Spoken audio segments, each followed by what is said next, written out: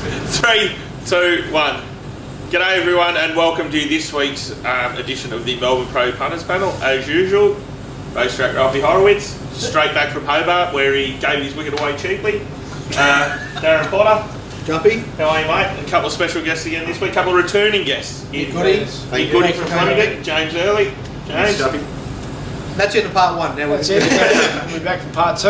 And in fairness, the Aussie cricket team, at least now, their standard matches the coverage of the Channel 9 commentary team now, doesn't it? Well, there's one thing that has annoyed me nearly as much as the Channel 9 commentary team, Ralph, is the people who can't find a mute button. I mean, if you said it yourself on Twitter, you hopped in the car and you got more out of 10 minutes of listening to Grandstand than you did out of 2 days of listening to Channel 9. It is hard to break the thing if you're in a lounge room and say, I better turn it off and then put radio on and all that. But the other thing with that is though, Ralph, you don't like people, so sitting there in silence, I would have thought would have suited you down to the ground. Every now and then, family getting through. Yeah. But a big shout out to those who put up the $1.80 the draw there the other day. They must have looked at the weather forecast and thought, yes, we're going to lose a day of play and that's going to cause a draw. But what you didn't factor in was the fact that the cloud cover would mean that the ball would move around.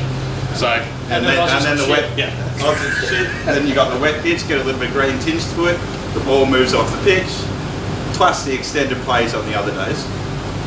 And also factor in that just Australia aren't very good. Yeah. So anyway, I don't know anything about cricket and I've had my say, so I'm like Shane Nye doing form. Well, at least he was having a go there. Melbourne form, that is. You didn't mind him, did you? No, I found it refreshing that he was willing to have an opinion. I don't think he has an individual. I don't think he set himself up as a form expert. Yeah.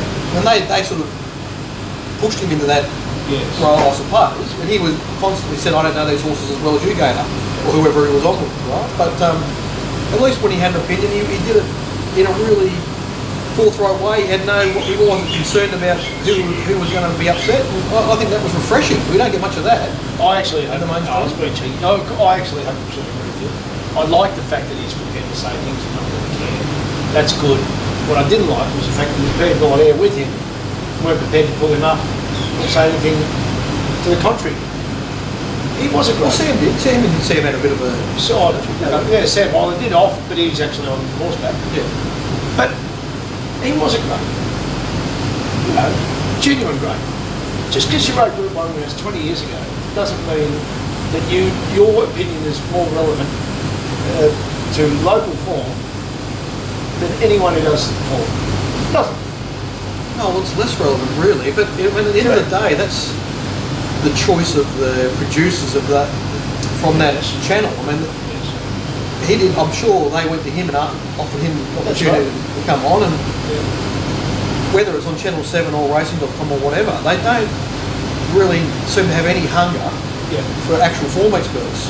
No, I don't think. No, which is what the wagerings. But otherwise, they would be throwing a lot of money at Dan O'Sullivan or maybe Dominic Byrne or whoever. Like, there's plenty of people out there that they might be able to get that have done things in the media. So this leads us to the Thursday, because that's what really got my hope. And when he was calling it leader bias track, so I suppose you were the one out there, a mix here for a reason. How do you sum up yourself, because you're your harshest critic? It definitely played probably 1 to 7, as in positions off the rail. Oh, let's hope so. Yep. But firstly, give us an overview of the whole week for you, because from Derby Day, Cup Day Oaks final, how are you happy with the way the track played? Oh, I thought it played really well through the whole week. To get off to a good start, Derby Day was a bloody big head start the year before. Tad relieved, and look, to be fair to say, I was really nervous. And sometimes you worry about things that you don't need to, but that's my nature. So, got off to a good start. I thought it raced as good as it can race Derby Day, Cup Day. Oaks Day, I would have said maybe down a notch, as in the perception of how it raced. Yep. Then the last day, well, that's purely. I knew that was going to happen as soon as I seen the forecast for the 35-kilometre winds. I said to myself, that outside 2 metres is going to be lengths quicker from where the tractor goes, so I made the decision to aerovate it and rang Terry Bailey, ticked it off with him, and said jockey safety paramount, and with that I had it halfway down the straight anyway, but got it done and was more than happy with how it raced on the last day. I thought the straight raced very well during the carnival. Yep. Now people are going to say straight away, well, they raced down the outside. Well, they used the grids 13 to 20, so there was a 7 metre strip there. Yep. That provided most of the winners down the straight. And I would say most of that's caused through the traffic around the bend, being in everyone's perception that the ground's worse than there, so we'll go there. So I didn't have a problem with any of And I think the thing with it is, Mick, that's something that I've noticed. Like I go to 4 or 5 meetings a week and talking to pots regularly. What you can see a lot of things on TV, but one thing you can't tell is the wind. Yeah. And you have to be like these guys where you're paying close attention to what's happening and you're checking the weather forecast and doing all that. People just instantly think that it's the track that's causing this to happen. When 9 times out of 10 there's a completely plausible explanation as to why it's happening. It's got nothing to do with the track whatsoever. The other thing, Pops, is after 2 days of racing we had 320 horses on. So rail was true, but they raced probably in 5 and 6 metre width, you know. Yeah. They were 5 and 6 deep, right round the bend, all the way up the straight, got hammered. When I say hammered, they didn't get into it. They cut the leaf off the plant, so it's open. So when the breeze gets up, what dries quicker?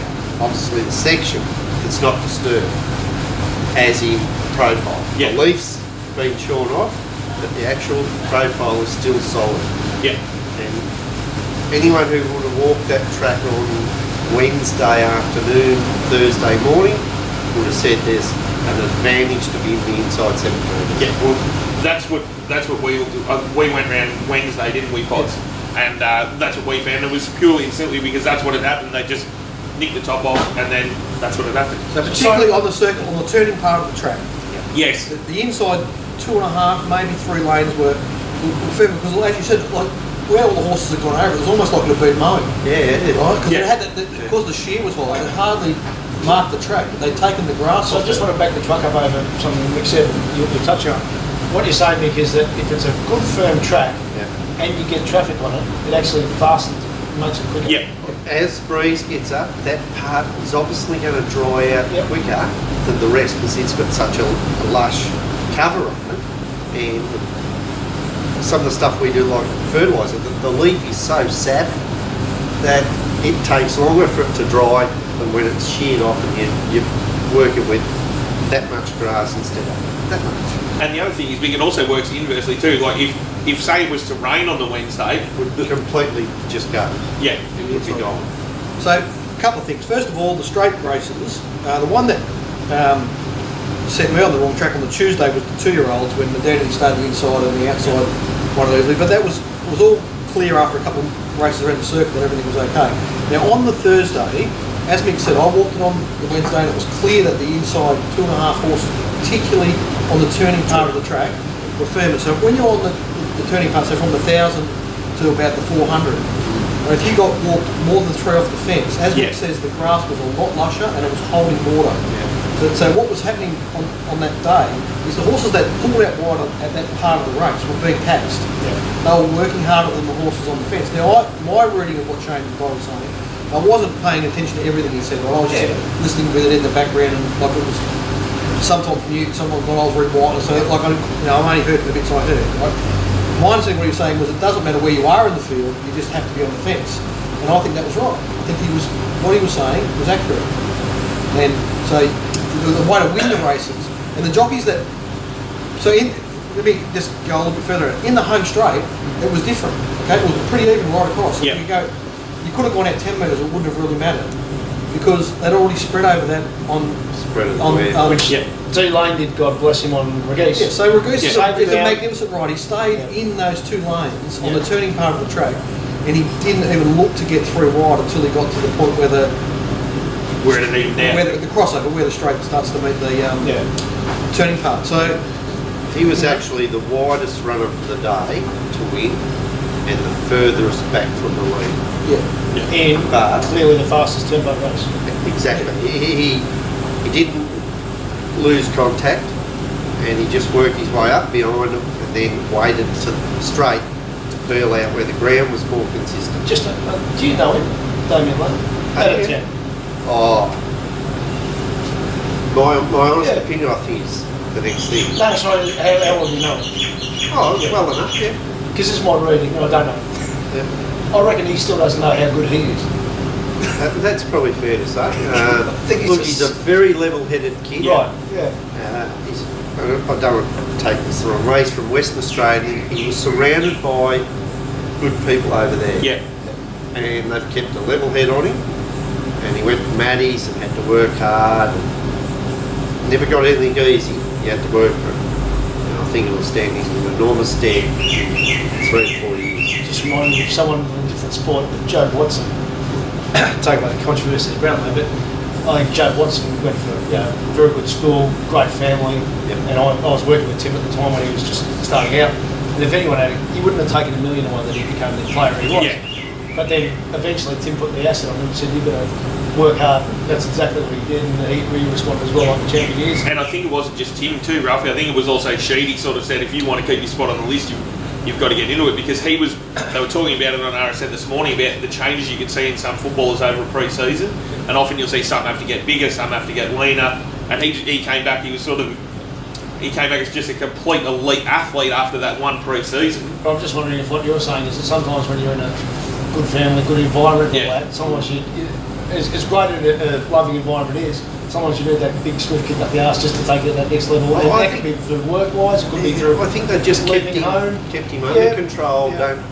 Because it's a tough game and you have to grow up Yes, very early. yeah, And it's hard for young people to do. yes. Yeah. I think it's a real game. that's right. I just say to Frosty, he's more than capable of winning the premiership. Yeah. There's just a couple of things he could do to improve his riding. Not much, What do you think? I look, he's not as assertive as he could be on leaders, and I think there's Not just on his own there. no, but he's not an anchor dropper either, so it's Yes. a bit different. Yeah. He's just, So he sometimes won't completely own a race. yeah. Well, I guess it's hard because the things are so subtle. It's hard to sort of generalise too much, but he's right there, and I think he's more talented. And so the only reason that say Wayne Dunn's finishing in front of him at the moment is because of opportunities getting better rides. But also, So, like- also I think there's probably that reality Mick, as well. Obviously, you've been close hands-on. It's a craft. So craft takes years. Yeah. So ultimately, Dwayne's 20 years old, 22 years old. I mean, and been doing it. So probably all those little subtle things add up to a lot. But on pure talent, geez, it wouldn't be. Maybe Dana's got more pure talent. I think he really grew in Hong Kong. Right. And I reckon another half a season there, which you'd probably be looking at. I've got to say, I've never seen a rider that's better suited to Hong Kong than him. I'm amazed they haven't targeted him to try and get him And there. why is that? Because they always go, generalising again, but they Yeah. go so many races quick tempo. And it's really about timing and having your horse travelling. That's just, he's like Barrera in a sense, Yes. Horses run for him. He doesn't have to bash the bejesus out of him. Yeah.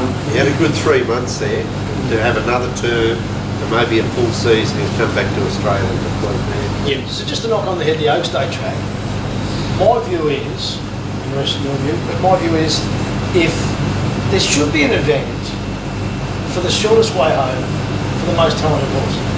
Should know, there's a mathematical advantage.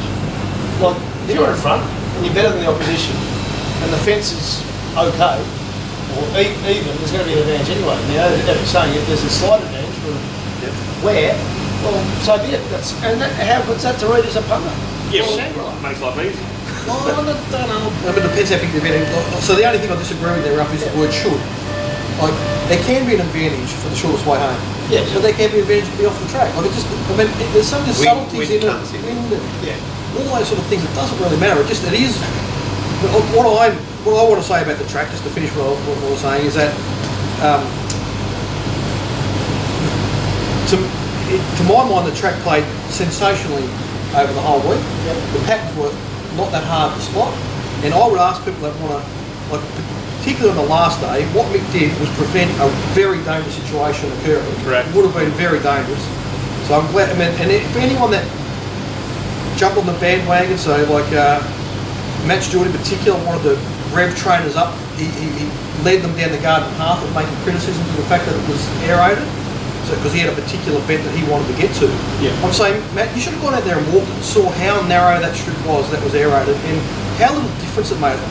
Horses still could have gone on it and it wouldn't have been worse than the ground just inside it. It would have probably been equivalent. But if Mick hadn't have done what he did, so he either had to water it more or run the machine over it, they all would have been aiming for it and you would have had a very dangerous situation with a lot of horses trying to go to the outside fence. And on the Thursday, I think it's correct environment. The pattern that developed about being on the inside and the turning part of the track was all about the horses having gone over it on the Saturday and the Tuesday. It's a tradition. And it firmed up. And what was the alternative? The only alternative you would have had to avoid that situation would have been to put the rail out, 7 metres, maybe 8? Or water it more. Or water it. Like, it's And just, then it would have fell apart and they would have Yeah. been off the fence. Then people would be saying the fence was no good. So that's just part of our job. And we try to do the best we can for every person participating on the day. That's all we can do. How much of, because you spoke about this when you haven't said, you joined us about September or something? Yeah. How much of it was your efforts and your team's efforts, and how much of it was you were blessed by a good winter of good rain that actually enabled you to not have to worry about artificial doing something? I think Gave you every chance? absolutely. If you have a look at all the tracks through the spring, I think they all raced well. Marty didn't get the best conditions, but you would have seen there was virtually hardly any difference coming off that track. It was only leaf. And to get average rainfall was the first time we've had it for that long. Yeah. It wasn't funny. And the temperatures stayed cold, so we didn't have to be watered, you didn't have traffic over. And you could see leading in 2 weeks out that everything was going to be good. Yeah. yeah. Now, I can only say to all the track managers and all their staff who did a great job, the tracks were fantastic. The most dominant thing in terms of pattern for the whole spring was wind. Yeah. On certain days that would really affect the racing, and that affected the form for the meetings at Fed, which, that's what made some of the spring a bit tricky. But, from a surface point of view, all the tracks were great. Yeah, no doubt it would have been the windiest 3 months I've ever been involved in. Yeah. So what have you and what about, have you got any involvement with Werribee? Yeah, that's No. involved with you. Yeah. Well, Mick, I was out there the Monday morning after. I got there at about 9:30, 10 o'clock maybe, and the renovation was well and truly underway by the time I got out there, and there was a beautiful row of the 4 Kubotas heading down. They were doing the job, and obviously it's a big project now to get it back, because we're there in it's about 3 or 4 weeks, isn't it? It's a 5-week gap, so they were finished by 1 o'clock Monday, and 17 tractors there, so there's no waiting around. No. Because you've got a 5-week gap, and when you get back in 5 weeks, people expect it to be 100%. Yep. And so do I, because I've got to get everyone home, back to their wives, partners, so it's not a decision you take lightly, and if you're not happy, you pull the pin. Yeah. And ultimately you're able to look at the Malagueras race. Yep. Spieth was unlucky, but it had nothing to do with the way the track was. So No. you're able to look back at that and say, well, that's justified my decision. They squared, everyone had their chance. Well, if I had left it, there would have been 2 horses on the outside fence, followed by 2 behind and 2 behind, and the other 8 would have been trying to get in there, and that's when it becomes dangerous. And if a jockey It gets goes, particularly dangerous on the outside road because the horses don't really want to go there. They're shying away from the crowd. And well, it's foreign, and Carnival Week you've got a lot of things there. Security guards. If you have a look at the footage down the outside, you've got a steel structure with the top tower. You've got the mounting yard race. You've got roses. You've got security guards, cameramen, Channel 7 doing live. There's so many obstacles there that when a horse is under immense pressure to take one misstep, bang, can cause carnage in it. And I can't put them through it or myself through it because you're just not happy. So you wouldn't give up any conferences, I wouldn't expect you to, but what did you observe from some of the stables who had some success? You got Corsons, you had James Cummings now on the scene, who won a derby, and obviously, Lloyd's just a continuing juggernaut, but he's not based at Flemington. But as far as and Chris Waller, who based himself at Flemington, what some of the things you picked up there? I think it was a good carnival because the winners were spread around. Yeah. Didn't have any issue with any of the trainers, like they'll say things after the races. No one during the race day, so all was good. So, what's the process? Say, talk us through the renovation. Let's go through the nuts and bolts of what you've done there and what needs to happen now to get back for that upcoming meeting. First thing we do, straight after the Darley, which used to be race 7, now it's race 8, we start mowing it down. Yeah. We'll mow the track short, down to just over 2 inches or 50 mil in the old, and then the next morning at 8 o'clock in come the tractors and we'll verti drain, core, sparify, vacuum, top dress with 4 mil of profile, which breaks down any of the remaining patch. Yep. So that helps get the track back to its full draining capacity, and we'll overseed at about 200 kg per hectare. That gets more grass back through the profile for 5 weeks' time. So we can be confident that someone you'll all fingers crossed and all going well and just back the way we go. Hey, so tell me something about, it's not your area and you can decide if you want to say anything, but the new grandstand, obviously spinning at poles, but I think some racing people have read this a bit wrong in that the criticisms of it.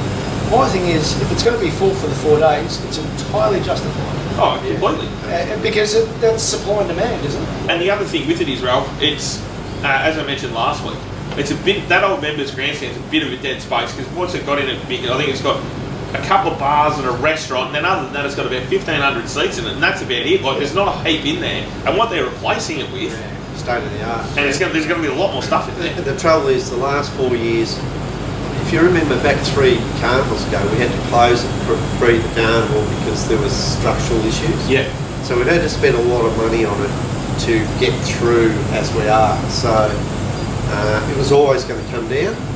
When it comes down, that's going to play a little bit of havoc with the straight for a while, I would suggest. But Like when the Guineas come down at Caulfield? Probably not as much because the Guineas was straight into their face going down the side. Yeah. But it's definitely going to make a difference to the straight races because it'll be an open buffer zone, I reckon, for about 200, 300 metres. So they might more race in the middle and just try and get past the stand then maybe head to the outside, I don't know. Because one of the things, like, the overall crowds were a little bit down, is that right? No, crowds were up, only 3,000 over the week. Right. But I think anything that goes up these days, That's is a where bonus. that's where I'm coming from. That there's plenty of people like us who we're full time in the caper. We love it. We've got no need to go to the races. So if you've got people who follow racing, you've got no need to go. You have to make it great for people who are the once a year race goers.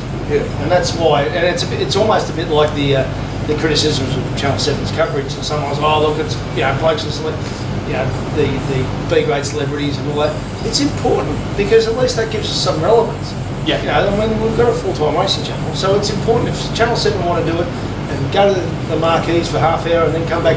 Well, So and good. It's fantastic for our sport to have any type of exposure. Well, I think Plus, that's. I think what a lot of us, I don't even know what it is. I've got no clue, or maybe I'm wrong, but it feels like every time I go out there, so for the last 7 months, it doesn't matter how big or little the meeting is. Yeah. There's always things on Flemington. I don't know if they're doing conferences or I don't know what it is, but every time I've gone there, there's cars everywhere and there's people coming in and out of the grandstands. We have a lot of members and we reckon we can get another 5,000 by renewing the stand. Well, if you're going to get 5,000 more members, they've got to have a facility that is state of the art. Yeah. Otherwise they're not going to, it's like the long room at the MCG. Yeah. If they didn't keep fixing it up, well, eventually they're going to stop. So I guess what I'm saying is they're definitely going to, increase the crowd and improve the facilities for the 4 days. But then year round they're using it for one theory or another. We've completely glossed over the whole best part of this. Paddy bet. Paddy Bet and the rest of us are going to get moved inside. I'm not going to get pneumonia again. It is cold out there, and it does get very, very lonely during the winter meetings. How long is it going to take to build this grandstand?